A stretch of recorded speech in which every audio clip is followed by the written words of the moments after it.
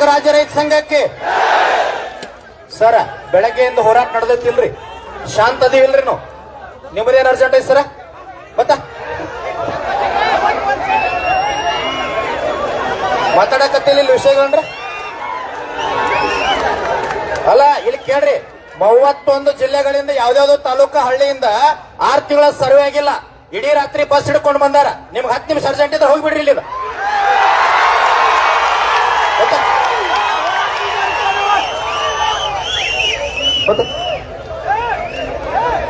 ಅಲ್ಲ ಇರ್ಲಿ, ಅದಕ್ಕೊಂದು ಶಾಂತ ಐತಲ್ರಿ.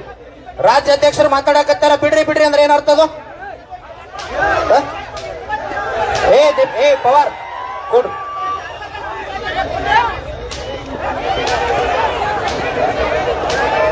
ಮ್ಯಾಗಿನ ಕೊಡ್ರಪ್ಪ ಇಲ್ಲಿ. ಕೊಡ್ರಿ. ಪವಾರ್ ಕೊಡ್ರಿ. ಪವಾರ್ ಪವಾರ್ ಕೊಡ್ರಿ ಇಲ್ಲಿ.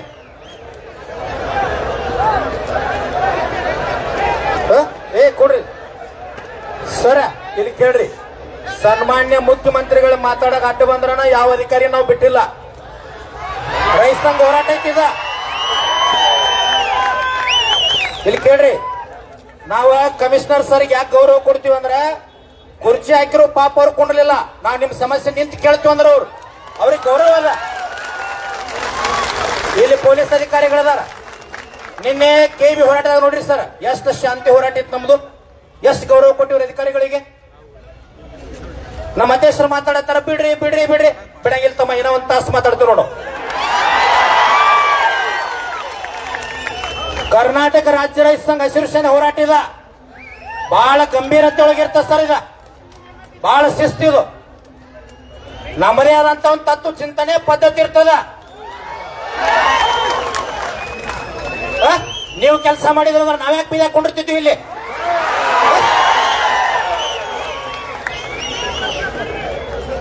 ಬೇಕಾದ್ರೆ ನೀವು 1 ತಾಸು ಟೈಮ್ ಕೊಡ್ರಿ. ಪರಮೇಶ್ವರ್ ದಾರ್ಯಾಗ ಬರ್ಲಾರ್ದಂಗ್ ಮಾಡ್ಲಿಲ್ಲ ಅಂದ್ರೆ ರೈತ ಸಂಘ ತಾಕತ್ತಲ್ಲ. ಮತ್ತು ಬರೇ ಒಂದೇ ರಾತ್ರಿ ಒಳಗೆ ಕರೆ ಕೊಡಕ್ಕೆ ಎಷ್ಟು ಜನ ಸೇರಿದ. ಇಲ್ಲಿ ರೈತ ಸಂಘದವ್ರು ಬಂದಾರ, ನಾಡಿನ ಮೂಲೆ ಮೂಲೆ ತಾಯಂದ್ರು ಬಂದಾರ. ನೀವೆಲ್ಲ ಅಧಿಕಾರಿಗಳು ರೈತರ ಮಕ್ಕಳು ಅಂತೇಳಿ ನಾವು ಗೌರವ ಕೊಡ್ತಿರ್ತೀವಿ. ಒಂದು ಗಂಭೀರತೆ ಇರ್ಬೇಕು ಯಾವಾಗಲಿ. ಗುರ್ಲಾಪುರ ಹೋರಾಟ ನಡೆದ ಶಿವಾನಂದ ಪಾಟೀಲ್ರು ಬಂದ್ರ ಪ್ಲಾಸ್ಟಿಕ್ ಕುರ್ಚಿ ಮ್ಯಾಗ ತಳ ಕುಣಿಸು ನಾವು. ರೈತ ಸಂಘ ತಾಕತ್ತಿದ. HK ಪಾಟೀಲ್ರು ಬಂದ್ರೆ ಕೆಳಕ್ ಕುಂತಾರ. ಸನ್ಮಾನ್ಯ ಸಿದ್ದರಾಮಯ್ಯನವ್ರು ಫೋನ್ ಮಾಡ್ರೆ ಫೋನ್ ಮಾತಾಡಿಲ್ಲವ. ಯಾಕೆ ಮಾತಾಡಿಲ್ಲ ಅಂದ್ರ, ರೈತರ ಮುಂದನ ಸಭಾದಾಗ ಸಾರ್ವಜನಿಕವಾಗಿ ಮಾತಾಡ್ಬೇಕ. ಎಲ್ಲ ಆಫೀಸ್ನಾಗ AC ರೂಮ್ನಾಗ ಹೋಗಿ ಮೀಟಿಂಗ್ ಮಾಡಿ ಹೋರಾಟ ಮುಗಿತಂತೇಳಿ ಸೂಟ್ಗೇಸ್ ಕಂಪ್ನಿ ಅಲ್ಲ. ಬಹಳ ತಾಕತ್ತಿನ ರೈತ ಸಂಘ ಐತಿ. ಇಲ್ಲೆಲ್ಲ ಹೇಳ್ಕೊಡಿರಲ್ಲ. 1987 ನಂಜುಂಡಸ್ವಾಮಿ ರೈತ ಸಂಘ ಜೀವಂತ ಆಗೈತ. ಆ ತಾಕತ್ತೈತಿ ಇದ. ಅದಕ್ಕೊಂದು ಗಂಭೀರತೆ ಇರ್ತದ. ಈಗ ಮಾತಾಡ್ತಾರ ನಮ್ಮ ಭೂಮಾಪಕರ ಸಂಘದ ಅಧ್ಯಕ್ಷರಾಗಿರ್ತಕ್ಕಂಥ ತಿರುಮಲಿಗೌಡರು. ಏನ್ ಅಂಶಗಳದಾವ್ ನೇರವಾಗಿ ಹೇಳ್ರಿ, ಸಮಾಧಾನ ಹೇಳ್ರಿ. ಹಾ,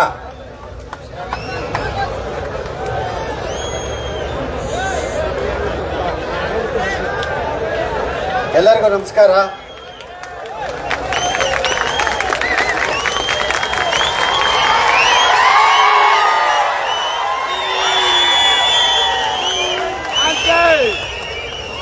ರೈತ ಸೇವೆ ದೇವರ ಸೇವೆ. ರೈತರ ಕೆಲಸ ಮಾಡುವಂತ ನಮ್ಮ ಪರವಾನಗಿ ಭೂಮಾಪಕರ ಸೇವೆ ಮಾಡುವಂತ ಜನ್ಮ ಕೊಟ್ಟ ನನ್ನ ತಂದೆ ತಾಯಿಗಳನ್ನು ನೆನೆಸುತ್ತಾ, ಇವತ್ತು 23 ವರ್ಷ 24 ವರ್ಷದಿಂದ ಸತತವಾಗಿ ನಾವು ಇಲಾಖೆಯಲ್ಲಿ ಕೆಲಸ ಮಾಡ್ತಾ ಇದ್ದೀವಿ. ನಮಗೂ ಕೂಡ ಜೀವನ ಇದೆ, ಸಂಸಾರ ಇದೆ. ನೀವು ಯಾವುದು ಇಲಾಖೆಯಲ್ಲಿ ಒಂದು ವ್ಯವಸ್ಥಿತವಾದ ರೀತಿಯಲ್ಲಿ ಒಂದು ಅವಕಾಶ ಕೊಟ್ಟಿದ್ದೀರಾ ನಮಗೆ ಜೀವನ ಮಾಡ್ಕೊಳ್ಳೋದಕ್ಕೆ.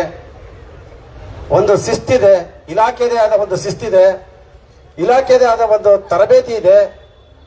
ಇಲಾಖೆ ಜೊತೆ ರೈತರ ಜೊತೆ ನಾವು ಹೆಂಗ್ ನಡ್ಕೊಬೇಕು ಅನ್ನೋದು ಒಂದು ಸಂಸ್ಕಾರ ಇದೆ. ಈ ಸಂಸ್ಕಾರ ಕೊಟ್ಟು ಇಷ್ಟು ಸೇವೆ ಸಲ್ಲಿಸ್ಕೊಂಡು ಇಷ್ಟೆಲ್ಲ ಮಾಡಿದ್ರು ನಮ್ಮ ಕರ್ನಾಟಕದಾದ್ಯಂತ ಪ್ರತಿ ಮೂಲೆ ಮೂಲೆನೂ ಅಳತೆ ಮಾಡಿದ್ದೀವಿ, ಸೇವೆ ಮಾಡಿದ್ದೀವಿ. ಯೋಜನೆಗಳನ್ನ ಏನು ಕಳಿಸಿದಿರ, ನೀವು ಕೊಟ್ಟಿದ್ದೀರಾ ನಮಗೆ, ಅದನ್ನೆಲ್ಲ ಸಕ್ಸಸ್ ಮಾಡಿದ್ದೀವಿ.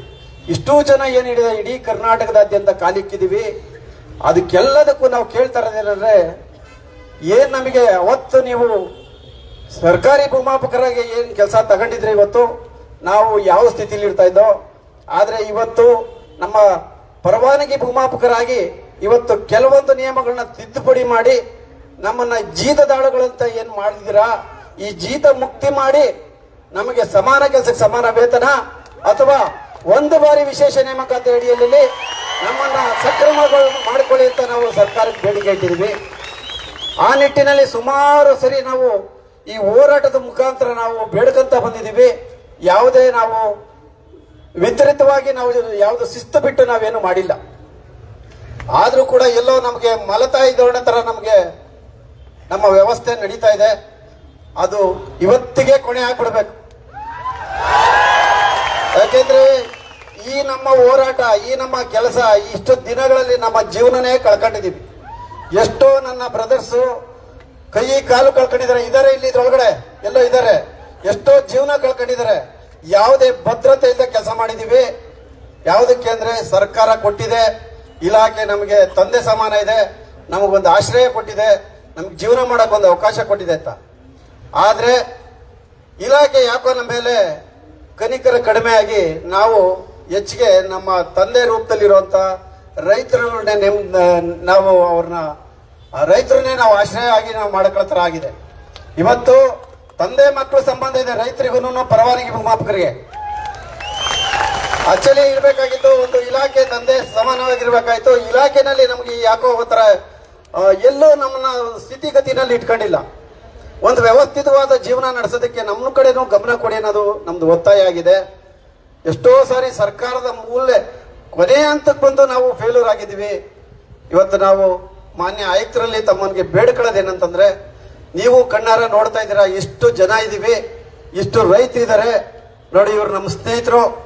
ಈ ದರಖಾಸ್ತು ಅಳತೆ ಮಾಡಕ್ ಹೋಗಿ ಒಂದು ಕಡ್ಡು ತಗ್ಲಿ ಕಾಲ್ ಮುರಿದಾಗಿದೆ. ಅದು ಆಕ್ಚುಲಿ ಅವ್ರಿಗೆ ಟೆಂಪ್ರವರಿ ಕಾಲ್ ಹಾಕಿರೋದು. ಇವ್ರು ಕೂತ್ಕೊಳ್ಳಿ, ಶಿವಕುಮಾರ್ ಅಂತ ಇವ್ರು ನಮ್ಮ ಸ್ನೇಹಿತರು. ಆಕ್ಚುಲಿ ಇವ್ರ ಪರಿಸ್ಥಿತಿ, ಮನೆ ಪರಿಸ್ಥಿತಿ ಒಂದ್ಸರಿ ಹೋಗಿ ನೋಡ್ಬೇಕು, ಇವ್ರ ಮಕ್ಕಳ ಪರಿಸ್ಥಿತಿ ಒಂದ್ಸರಿ ಹೋಗಿ ನೋಡ್ಬೇಕು. ಇಂಥ ನನ್ನ ಅಣ್ಣ ತಮ್ಮದಿರ ಪರಿಸ್ಥಿತಿಗಳಂತೂ ಕಣ್ಣಲ್ಲಿ ನಾವು ನೋಡಕ್ಕಾಗಲ್ಲ. ಇವತ್ತು ನನ್ನ ಮೆತ್ತಗೆ ಮಾತಾಡ್ಬೇಕಾದ್ರೆ ದುಃಖ ಜಾಸ್ತಿ ಇದೆ.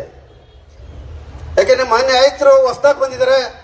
ಇಷ್ಟು ವರ್ಷ 23 ವರ್ಷ ಮಾಡದೇ ಇರೋ ಕೆಲಸ ಅವ್ರು ನಮಗೆ ಮಾಡಿಕೊಟ್ಟಿದ್ದಾರೆ. ಯಾಕೆಂದ್ರೆ 23 ವರ್ಷ ನಮ್ಮ ಕಡತನ ಸರ್ಕಾರಕ್ಕೆ ತಿಳಿಸಿಲ್ಲ ನಮ್ಮ ಇಲಾಖೆನಲ್ಲಿ. ಅಂಥದ್ದೊಂದು ಕೆಲಸ ಮಾಡಿದ್ರು ಪಾಪ, ಅವ್ರು ಹೊಸದಾಗಿ ಬಂದ್ರು.